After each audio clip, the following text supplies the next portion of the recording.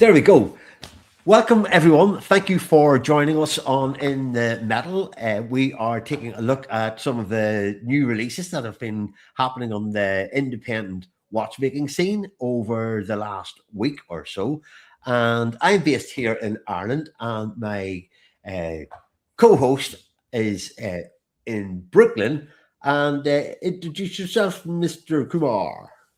Jay is the name. I've been in Switzerland for 30 years, and then I moved to Brooklyn, following my love of my life. And here I am talking to you with Johnny about watches, about independent watches, which is a passion, which is going to be there since then till I don't know when. So you call it a rabbit hole, and there we are.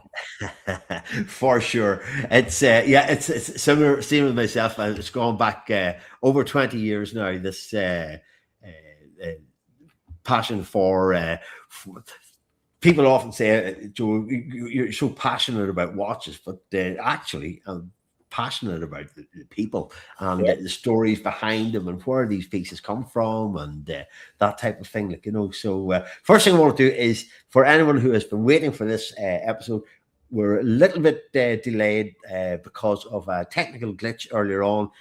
We were sweating bullets trying to fix it, and we had to rebuild the internet and get it up and running again. But no fear, we here we are. So yeah, it's good. So yeah, we've got a pretty packed episode this evening. Jay, we have watches from a notable new independent brand. When I say notable, the people behind it are very, very well known in the trade. The brand is called Legare, and it's founded by two friends, Wei Ko, who is Revolution. everybody knows is one of the movers in the watch industry media world, and he's the founder of Revolution, of course, and many other strings to his bow as well. And he's teamed up with Guillaume or Tetu. We will get a look at that very shortly. We also have something from one of our friends, Stepan Sarpaneva's S.U.F. Helsinki Uran manufacture or Uran fabric in Helsinki, which is always cool. And a couple of other little surprises. But so, yeah, one of the things I wanted to say before we dive in, Jay, is it's been, I haven't told you much about this, but I've been busy over the last week because Monday was the deadline for the first round of nominations for the GPS, GPHG. yes, GPSG. Yeah, Yeah, of course. I had a lot of. Uh, I'll put the word "fun" in inverted commas doing it because it is. Uh, if you're going to do this thing right, you have to invest a lot of time into Fine. it, and that's going through every watch and every Are you timepiece. are you a member? I'm in the academy. Yeah, yeah. Somehow or other, as I say, security You're a were. juror? How did that happen? So Ah! yeah, Why yeah. did I know this? Why is it that I'm getting to know this when everybody else is getting to know this? I'm a modest kind of guy, you I know. know, I can see. Oh my God, I would have been like, it would have been in all the newspapers by now. Yeah, for all the wrong reasons, unfortunately, But That is that's a amazing news, though. It's fantastic. yeah. Well, I've been working. I've been in the academy for I think about 5 years now, and so we've Isn't been. Barbara also a member? Juror Barbara would be a member. There's and like yeah. Cole? I think it's probably about 1,000 members. I remember whenever I was first invited to become part of it, it was about 300. But every year Yeah, they have some more. they're introducing new people. which is great because then you have a much broader wider palette, if you like, for to choose from.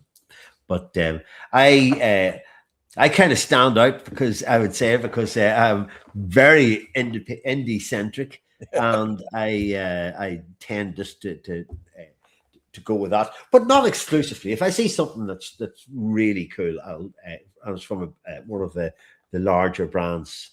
Like I think this year I've nominated in different categories. There was an AP, their 150-year anniversary. nice. Beautiful. Grand complication that we actually discussed, believe it or not, 20 episodes ago, Jay, that we've been doing this for 20. This is our 20th episode since we came back. So also, what else did I choose? I liked.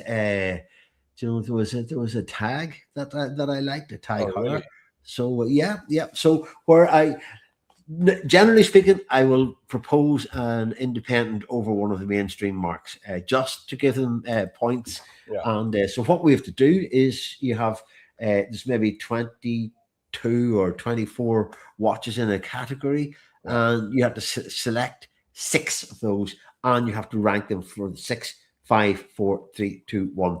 And so that it actually does take a long time to properly do it. You could glance through it and just go, "Oh, I like that. I like that. I like that." No, I don't think that's the right way to do it, though. Well, if you're going to do the thing, you may as well. It takes some time. Yeah, and it's also educational because that's another good point, because I discovered a number of watches and a number of brands who are new to me. The reason I don't have all of the images for tonight's episode is because some of these watches are still under embargo. So I was chatting to one company earlier on today, and they're not due to unveil until October. So it would be I'd be in their bad books straight away if I started showing images of those watches. But so there's but it's fascinating and learning stuff. Seen some amazing brands. Hopefully, whenever we're in Geneva, we might touch base with a few of these people. And there's some really exciting stuff. I got my press accreditation. Jay the Journal. I'm telling you. Jay the Giorno. Yeah, Jay the Journal. You can pack up the restaurateuring now, and you can. Next is gonna be GPSG. For absolute sure, absolutely. We will have to get your to see what strings we can pull to get you involved in that. It's but so that's what I've been doing. I probably put about 20 hours into that since our last episode, and so quite. We will discuss that in one of our episodes some evening. We will do that. But anyway, that's we got to talk about it for sure. Yeah, I just feel a little bit worried of anything that's under embargo, and but. We will cross that bridge in the near future. So, but so that's what I was doing, and thought I would run that past you, let you know, and so that's what we were doing. So we were talking about this new brand from La Chaux-de-Fonds, or is it La Chaux-de-Fonds or Neuchâtel? But this is with Waco, founder of Revolution, and Guillaume Tetu, and so they have introduced this brand, and Legare. And wow!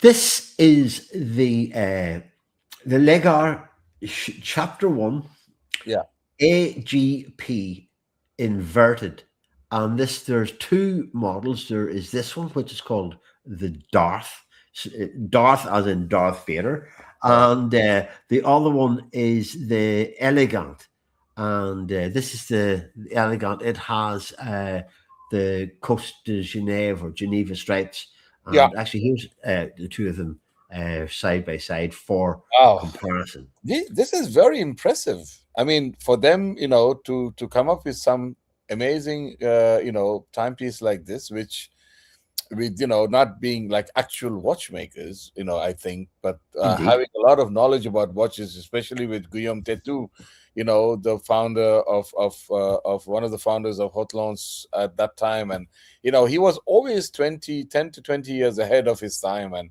his watches, as also Hotlons is the television case, and Yeah. really, really, uh, technically one of the craziest and the best what I've seen. But I mean, it looks very, very impressive.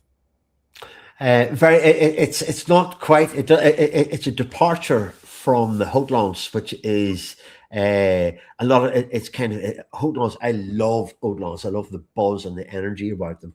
They're experimental watchmaking. It's like concept watches Yes. that they actually put into production. And so what we've got here are a pair of watches that are identical Yeah. technically. Yeah. They are inspired by a pocket watch from the 1930s by a gentleman called Albert Gustav Piguet, Oh, who wow. was also in his career better known for his work with Lemania movements and the Yeah. chronographs. And but this was actually a piece that the idea, whether this actual watch in the image, which is this beautiful pocket watch in Yeah. gold with white enamel dial. The concept that he introduced was in whenever he was in college Oh, I see at now. age 17, Yeah. and what it involves were two independent balance wheels, two independent balances Yes. that are regulated by a differential Mhm. in their center. So sometimes, often when you see two balances, Yeah. it's usually a resonance mechanism. But this Yeah. isn't a resonance. There is a physical connection between the two, but it is the differential in the center. And so what Tetu and Waco have Yeah. uh, created, they have taken that concept and very faithfully, if you look at the two pieces, they very faithfully uh, carried over much of the aesthetics Yeah.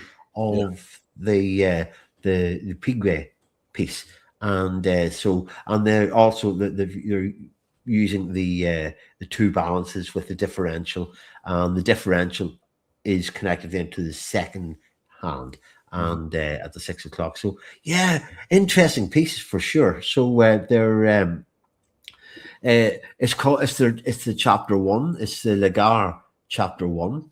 Yeah. The movement is the full name of the watch is the Legare chapter one AGP inverted, and that's because the movement is Yes. Yeah. And that's what I was thinking about the inverted, because Lederer had also one of his invertos. for Remember the sure. what we had on one of those episodes, I think 4 or 5 episodes ago, with Inverto from Lederer, Yeah. Bernard. I think it's getting to be a new trend. Well, it's on the eye. It's very pleasing because you get to enjoy the mechanism. I probably could say that sometimes when you handle a watch, you're looking at a watch or admiring a watch. You're torn between which side to look at. Corey Vertelainen also has Yeah. done an inverter with the ISO 28, I think, or Van Wheat, and he did an inverted movement with that. And so, because you're torn, because the beauty of the mechanism and the finishing and everything they got there is largely hidden out of sight. But so this is the new Legare, and there's two uh, pieces, as I said. There is the Elegant, which is this Yeah. one with the Cote de Genève, Yeah. and there is the Darth version, and there's 25 pieces of each, and Rhodium. priced. Black rhodium. Yeah, Matte black rhodium. matte black rhodium. It has a silvery appearance, but Yeah. they're priced at what, 81,944 Swiss francs, excluding taxes and tariffs, and case made in titanium. And they have been very open about their, as you pointed out, Jay, they're not watchmakers per se. Yeah. They are kind of facilitating this new company, this new brand, Yeah. and so they're outsourcing the cases. The movements are created by a company called PureTech, and but it's all 100% Swiss made, and all parts are sourced within a 100-kilometer radius of their headquarters Oh wow. in Neuchâtel. So interesting to see, noteworthy because I guess of who it is, and with Waco and Guillaume Tetu, Yeah. it would be getting, I would imagine, But quite a lot of coverage. yeah, but also, did you see that it's 37.5? 37.5 and 9.95 in Yeah, height. I mean it's not bad actually, the size. You know where I am on size. I I think know, I know, I know, I know, I know. no, But I'm just saying, I think it's it's going towards similarity between Pateks and whatever else, like the older one. sure, sure. There's no Jay. My tastes do not influence watch design at the minute. Let me tell you, the school of thought in watch design. I do like. Look, okay, 37.5 is, I gotta give Whoa. that some leeway because I'm saying my ideal size in around 40, 41, Yeah. but down to 38 also, depending on the watch, how it wears and how Yeah, of course, the lugs, how it wears, and all of those things. absolutely, absolutely. So yep, an interesting piece, and of course, I was reading another thing about it too, is that because Waco is he the president of GPHG Yeah. jury, and so he has declared that none of these watches will ever be entered into the GPHG competition. Yeah, it also The costs a lot of contest. money to enter. Well, I don't think he needs to worry about that. If No, you're starting up a watch brand with Guillaume Tetu, and I don't think that's going to be so. That's the very that's the opening salvo for today. The next one that I mentioned to you, Jayesh, was the new Vetahinen from S.U.F. Helsinki, which is our friend Stefan. Stepan Sarpaneva. Their S.U.F. is a very cool brand. It's his entry into the world of Sarpaneva. So they're priced at a more accessible price point. I think these here are 4,450. Oh, nice. Or sorry, €4,700. And so what is different with this piece here, or what is the news about it? Why are we talking about it? It's because the dial is, the watch is called the Vetahinen Spectrolite, and it is because the dial is made from a stone that is exclusively found in one small area of northern Finland. Oh wow. And it is the stone is called spectrolite, and it is so very fine slivers of the spectrolite are used for the dial, and because its pattern and its coloring and everything is naturally occurring, so no two dials are exactly the same. And it is, I'm just looking for another image where we can compare. There's two side by side. You can see Jay, the dials. I like the one on the right side. On the right side, that's the one that's got more of a.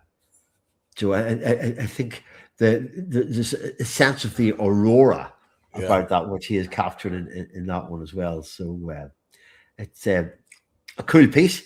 They are a proper diver's watch. They are it has a capacity of 300 meters, 30 ATM, and so it's.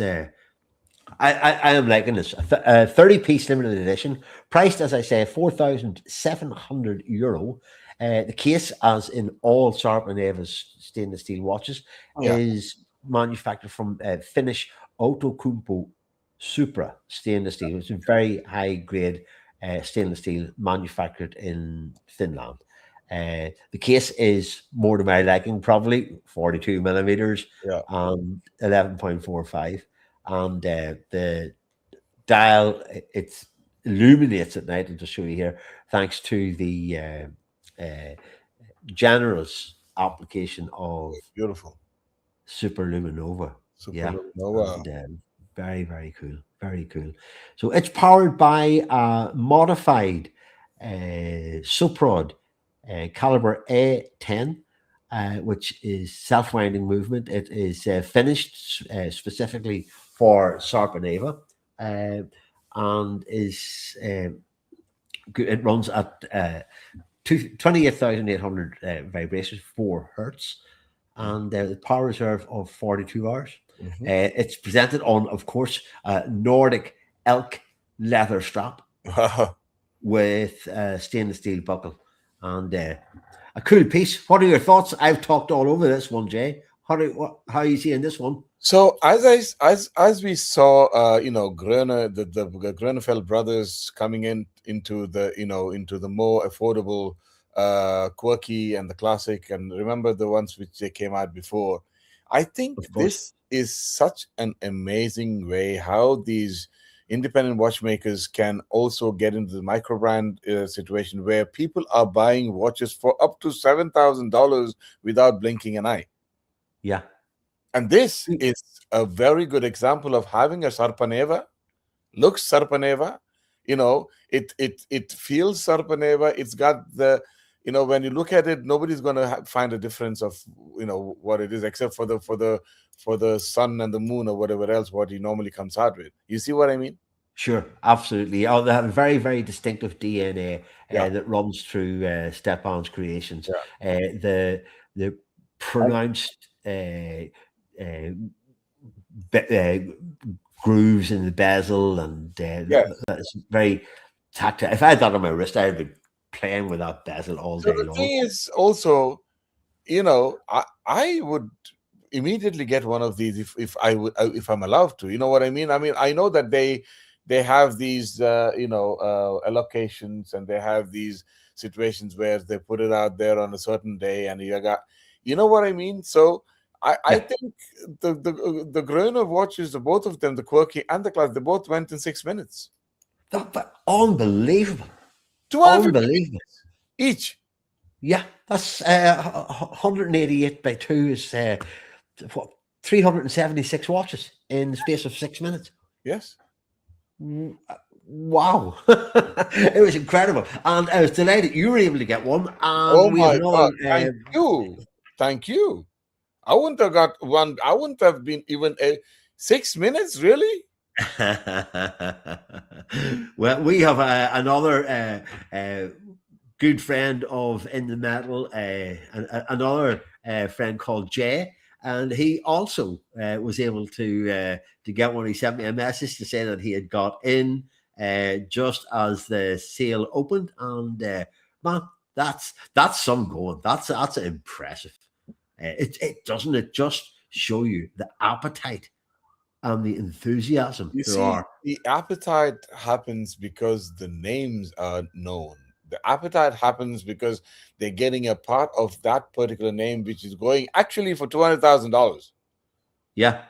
This appetite is something what you look, because you are obsessed with that particular situation of a mechanical watch, which nobody else would be having, except for those people who have, got an allocation. I mean, this is what the new generation of watch collectors are. It's not anymore. Agreed. Yeah. It's not anymore, whatever else. And oh, I got to go subscribe for the $50,000 watch because I'm a crazy guy. No, it is not that anymore. Yeah. People have a choice to see which way and which of the path they want to take, and that is what we are doing right now. Yeah. It doesn't matter how many watches you have, and these things are not easy to get. And once it's gone, it's gone. It's very true, but it's amazing to see the because I'm sure I've said it before. I know I've said it before, but I can remember when these guys were literally standing, looking across the room at each other in events like Salon QP. What's going on? And now they're selling it for 376 watches in 6 minutes. Is wow! It's incredible. It's incredible. Delighted to see it, but it's because all these guys have been down that hard road of literally standing, exhibiting, waiting. They have been waiting. Yeah. Some of them were very lucky already then to sell their watches, like Strehler and Voltan and Maurice Grossman. They were all there. They had their fans, and they had the visionaries who saw these things. Yeah. But like Rex Epilexepi, famously, 3 years of treading the wearing out the shoe leather, going around all the different events, and before he sold his first watch. Imagine. I met him right in front of me, at the Three Kings bar. He was sitting in the corner, and I was on the bar, trying to grab drinks, and he looks at me and said, hello. I said hello to him, and he introduced himself, and it was as if, just normal situation. They were all, trying at that time. Yeah. And now I don't even think you can even, you can't get in the audience with him, for goodness sake. Like, it's I could get an audience with the Pope first. It'd be easier. Let me tell you, it would be easier. But yeah. So, but that's it. So that's the S.U.F. From the Vetahinen Spectrolite 30-piece limited edition from Stepan Sarpaneva's S.U.F.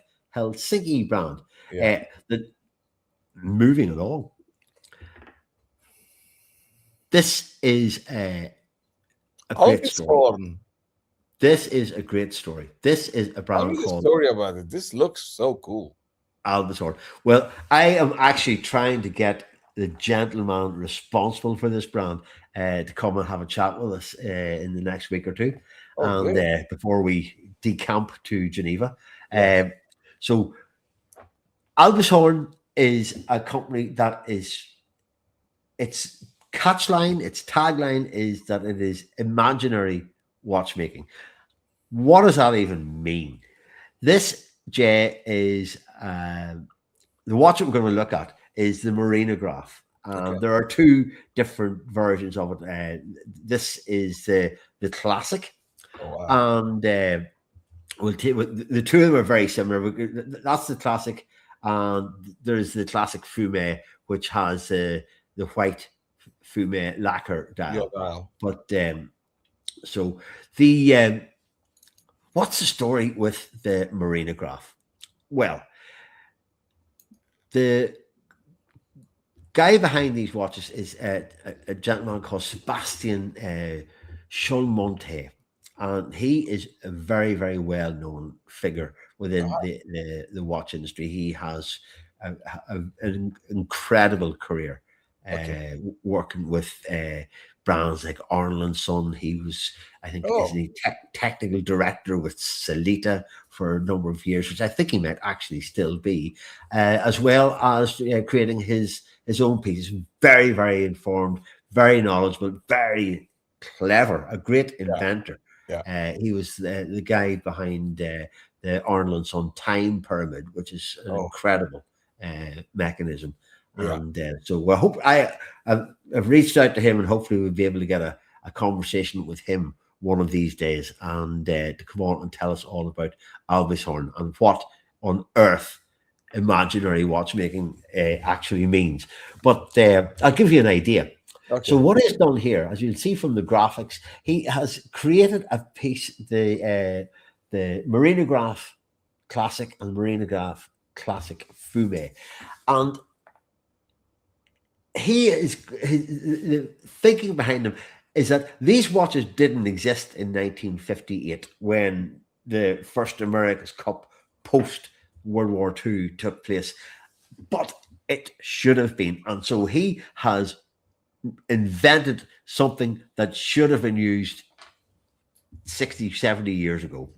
This is the Albishorn, the Marinograph. And what are we looking at? So it is it's actually, believe it or not, a chronograph. And what? Yep, it is a chronograph. Where's the pusher? The pusher is on the side of the case. Oh, the red one. A mono pusher. Oh, so start, stop, reset are all activated through one pusher. And he has heavily modified what started out in life as a Valjoux 7750 to create their own ALB01 automatic self-winding chronograph movement. And you look at the watch, you say, well, I'm not seeing a chronograph there. No, I don't see any chronograph there. It's there. It uses chronograph seconds. So the central hand is the seconds. Yes. The chronograph seconds. There is a tiny window close to at the 3 o'clock. Yes, mark. yes, I see that. That is actually underneath that is a disc of red, white, and blue, and it is constantly rotated. So instead of having a seconds hand, a constant running seconds, you have this little disc that is continuously moving underneath, and that's your seconds indicator. Like that is not much good for timing something, but that's what you got. That shows that it is moving. It's like precisely, isn't it? Precisely, yeah. But it's a very clever chronograph. So what it is, it's a 60-second chronograph. It's got a 60-second hand, the second hand at the center, but it has a regatta countdown, a retrograde regatta. Yes, I see that. 1, 2, 3, 4, 5. Yeah, and it's actually a 10-minute countdown. So it starts off in the blue, and it passes down over the space of 10 minutes and counts down to 0. And once it hits 0, the seconds continue. The chronograph seconds continues to go. But if you want to reset and start again, you use the pusher to stop, reset, and everything goes back to 0, and you start again. It's a 60-minute chronograph. Are you saying that? 10-minute chronograph. Oh, a 10-minute countdown. And so very, very, it's, again, imaginary watchmaking. It's not being pitched as being some kind of... It is a 10 minutes from the blue to the red. Now I get it. Okay, I see it. Correct. There you go. You remember the Breitling came up with a spatiograph, which has got a window in the middle with a 10-minute countdown? Yes. That is exactly what it is, but in a different way. Similar. Yeah, absolutely. It's a window of digital numbers, and this is like a regatta. Yeah, it's a rethinking of that kind of idea. So let me go back to the blue minutes. Where the red hand is going over the blue minutes till the 5-minute mark. Is that what it is? Yeah. Well, the once you activate the chronograph, that countdown begins. So it starts. It's a 10-minute countdown. So the blue section. We're looking, folks, at a retrograde demi-circle, if you like. Yes, yes. So once it goes to 5, it goes back to 0 on this side, and then the 5 moves down to 0. Is that what he's saying? No. I see what you're thinking. No, there is one hand there. Those are markers Oh, there's Jay. a markers. They are not They hand. don't move. They All don't right, move. all right. So the only one hand, the red one, is the one it's moving. The red hand is the one that moves. Okay, okay, okay. And It moves so all the way down and then comes back as a retrograde. yep, we Oh, I definitely didn't check. need. The 5 and the 0 look like the hands to me too. Don't they? Absolutely. I have to say, I know exactly where you're coming from because I this morning was had the same idea, and I had Because when to. you don't have the watch in your hand, you don't know what the hell is going on over there. It's got too many things Oh, going yeah, on, you're so right, and you're man. like, oh my god, what is going on here? Like, so does the blue hand go up to 5 and the 5 hand go up to 0, and what happens to 0? There's one hand Yeah, retrograde, and it also what happens is there's a clever little technical novelty in there or innovation in there as well, in that whenever it counts down, often with regatta timers, once it reaches its the end of its cycle, the hand goes back and starts again. This one doesn't. This chronograph actually declutches the 10. the minute hand, It's a 10-minute. while this and so it stays there. Yeah. And meanwhile the second hand continues to go around. And so I really like it because I like it's a little bit zany, like somebody I know. So, so what they're doing, they're creating two 99-piece editions. Yeah. Priced very reasonably, Very 3,950 Swiss francs, excluding taxes and tariffs. It's also available on a bracelet at 4,400 That's still Swiss okay. francs. Yep. Case stainless steel, measures 39 millimeters across and 13 millimeters high. This is a thing that he was very enthusiastic to talk about, to mention, because it's what they've done with the module that they've created, put onto the movement. Yeah. That it is, it's very slim, and for what it is, Yeah, the bezel is made out of sapphire crystal. Now let us talk about the bezel for a moment. I We mean, can do that. I looked at it and I was like, what is a Blancpain 50 Fathoms doing here? You know what I mean? I can see it absolutely. It is a classic dive watch design. Exactly. And, exactly. But this is something. As soon as I saw it, I was like, "Fuck, that is." I'm sorry. I'm not. Am I supposed to say that? I didn't hear you. All right. So you see what I mean? So it has got so much going on, and it's so beautifully, constructed. I think the watchmaker has 100%. He knows exactly what he's doing and where he wants to go with it. I am so. I mean, just to know that this is and also as a diver, I would want to have a 10-minute, diving situation going on so that I can see and I can feel, and I can come up.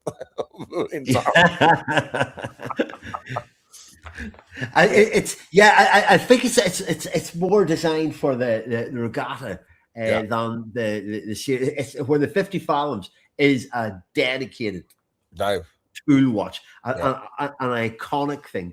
This is I love what he's done here. I have followed Sebastian Solmonte for years. I met him back in 2010 or 2012 in Salon QP as well, and he was with Arnold at the time with the Time Pyramid. And again, I was just wow, what's going on here? And so I have followed what he has done with great interest over the years, and to see this brand, and it's kind of fantastical watchmaking, because the watches are they're what if watches. What if or if he had been around in those days, this is what he would have invented. Very clever. And but even the sapphire bezel, he was saying that he approached many different companies who work with sapphire crystal. Yeah. None of them would touch it with a barge pole. He then went back because it was just too complex. Yeah. It's conical on the underneath where it fits into the bezel. It's also convex on the top, so it's rounded. It's a very complex shape. Do you have a picture which shows that? I don't have that in particular. I mean, the side one, in the sense like a profile. We could have yes. You I can see how that. Yeah, okay. Yeah, you can indeed see how it's in there. You see that? Yeah. Okay. A lot of thought has gone into the design. It might be a fun watch or a novelty watch, but there's a hell of a lot of thinking has gone into the design. Absolutely correct. Absolutely correct. So very, very cool piece. Very cool piece. That's what I said. We will have to get Sebastian to I need to ask him to join us on the engrave something on the back for my watch. He's a great storyteller. Absolutely, man. Absolutely. So, but that's the Albishorn Marinograph, classic and classic fume, and they've created all of this old imagery, which is retro graphics, and I love it. I'm a fan of beautiful. This is so cool to see, and that brings back so many feelings in you just looking at it. Absolutely. Out sailing on the lake, my friend. What? But so here we go. We're going to round this up, Jay. We've one more to look at, and this is from a brand called Nivada Grenchen. Yes, who are enjoying a comeback. They're celebrating 100 years, and they are so they're at again, like most of the watches, apart from the Legare, they're at the more accessible kind of price point, and so they have introduced a beautiful, heavily retro autochron, which is it's based on a watch that the company in its previous guise had created, the autochron, in the 1950s, I think. Wow. And they have very sympathetically gone in and recreated this piece. And I'm going to just show you an image here, which is actually of the original 1950s piece. Oh, so yes, I know this one. I know this watch. Yeah. Oh, I have seen this. These are very, very cool pieces. Now, what Nivada Grenchen have done, they're building their portfolio. They have chronographs, they have divers watches, they have pilots watches, and so this was their autochron from the 1950s, and so they have just. They've been creating a series of autochron that have what is called the mecha quartz movements. But this one, the autochron orange, is the first one to feature an automatic movement. And again, chronograph with date. It's the Valjoux 7750 movement, a reliable, almost ubiquitous movement in the chronograph sector, very famous, and I was very, very impressed with this. I recently done beautiful colors. It gives you a beautiful feeling. Just looking at it, so balanced and still got the ruggedness of what it's supposed to be. Gives me a feeling of the old Zeniths. Also, the revivals, yes, and it's really fantastic. Yeah, absolutely. Well, the design, there certainly was a golden age in design on the 1950s, 1960s. There was some amazing design. I think it was fabulous to see, and so this has been brought back out. So we'll just go, and it's also available on a rubber strap. Oh, wow. As well. So orange. Two versions. That pops. Yeah. So so this is the autochron orange, and it is a production model, so it's going to be available. It's not capped to the limited edition, as far as I could determine. The it is available at 2,500 Swiss francs with Yeah. the stainless steel bracelet, or 2,300 with the perforated leather driver's strap or the rubber strap. Case manufactured in stainless steel, 38 millimeters. It's quite tall at It is. 15.2, so It is. it's going to have a lot of presence on the wrist. Yeah. And the dial again is matte black with gradient orange, superluminova for the indices, and a dab of superluminova at the top half of the hands. And as I mentioned, the Valjoux, who spelt that? Yeah. The Valjoux 7750. One of these weeks I'll get this right, you know, Jay. Yeah, Honestly, you will. You will. Wild juice. yeah, Valjuice, yeah, Yeah. it's a new one. Orange It's juice. Let's get some orange Val, juice. Wild juice. Valjuice, yeah, yeah. So it's a ultra reliable moving, Chronograph. 28,800 vibrations, 4 hertz, hours, minutes, running seconds at the 9 o'clock position. I am assuming it has the date, the chronograph seconds in the center, and 30-minute chrono counter. And I love those old chrono counters that they have used, which are absolutely taken from the it's carried over faithfully from the 1950s original. And I love it. You'd see that there. The Paul Beautiful. Newman Daytona had a similar Yeah. kind of arrangement for the subdial displays.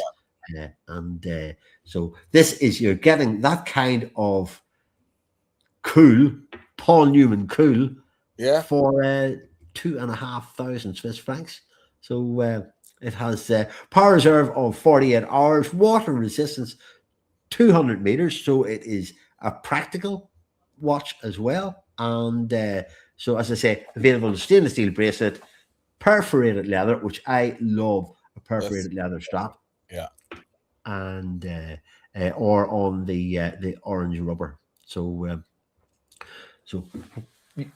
another nice addition. Good to see that company being faithful to its origins and bringing back some of these class. These watches never go out of style. No, it really doesn't go out of style. Never does. ever.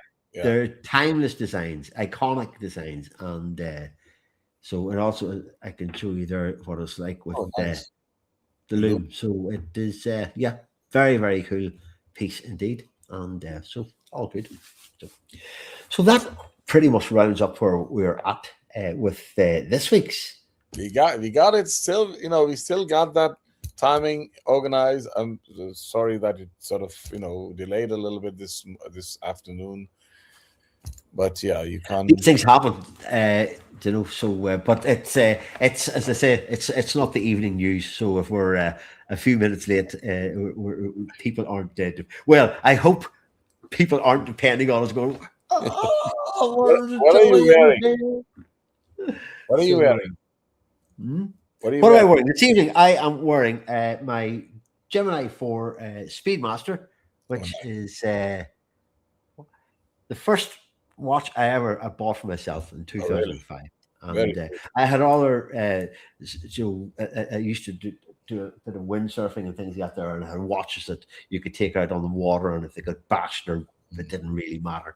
I have watches in the cupboard with the pushers bent off them and things like that. Windsurfing, it looks like a nice, peaceful activity. It is absolutely ferocious, and I love doing it. What are you wearing, my man?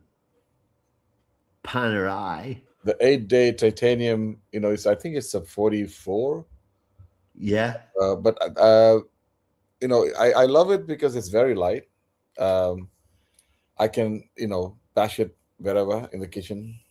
Yeah. But the thing is, it doesn't show the power reserve, but it just stays 8 days. Yes. It doesn't have a power reserve indicator, and that's very cool. You know what I Okay. mean? That is really cool. And I got this strap from my dear friend Omar. Shout out to Omar Faizan, who's got this thing called Strapistry, and he makes beautiful straps. Strapistry. What a cool Strapistry. name. Yeah, Yeah. that is So how it looks like behind. Panerai, a brand that gets a lot of stick, but Yes. a brand that also it was one of the few kind of left field brands that weren't the absolute mainstream that you were I was exposed to before I actually came in to watch into the industry. Yes. And Panerai was one I always had a soft spot for. Very, very distinctive and iconic design, and a great actual history. Just it has been maybe not perfectly managed over the last I, number of yeah, years. I So think when you look at the production and the special editions and all of the things what they came out, but it's still having the same look. I don't know. I think somewhere in between the lines, it just got lost.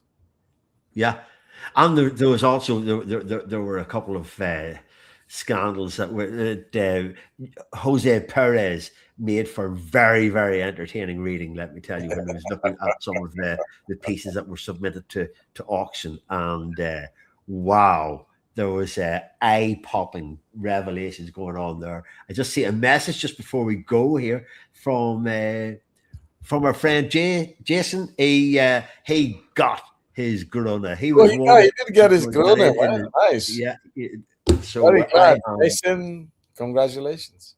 absolutely, isn't it fantastic to see that Yeah. from what we're doing here? There's a little bit of a reaction to it, and so Jay, I hope you love your watch. Well done on getting in there, Emma, and the same to the other Jay as well. So we're you know, There's a lot so of J's around here. There's J squared, there's JD squared. yeah, Everybody is a J. Johnny, J, JS. yeah. Absolutely. I'm just going to start calling myself Jay as well. That's it. That's it. So, but that's us, folks. We will be returning again for another episode next week. All going well, provided the internet can I'm still waiting contain for us. this amazing news coming from you. Hopefully, it happens in the next couple of weeks. Yeah, I'm going to do a little bit of canvassing in Geneva to come go and make my pitches and to come back and say, right, this is something's happening. We've mentioned it a few times now, but 2027, I am working on something and I am excited and terrified at the same time. And but we will, there'll be more about that very, very soon. So, but anyway, Jay, listen, thanks a million for your company. It is always the best of crack having a good chat with you. And so Thank we you. will catch up. This is an amazing, it's an amazing platform. I think it's such a beautiful way to talk about some things what you love and go with that. I love the fact it is informal, it's chilled, it's relaxed, it is not too serious. We can have a laugh, talk about what we like, and so it's I enjoy it immensely. And folks, for the people that are watching us, I know we don't get a huge amount of eyeballs, but we value every single one of you who do. Leave comments if you have any thoughts, any feedback, anything you'd like to see us do. Drop us a message and we will do our best to make those things happen. And so we will see you again next time around. And Jay, thanks once again. Bye. Thank you.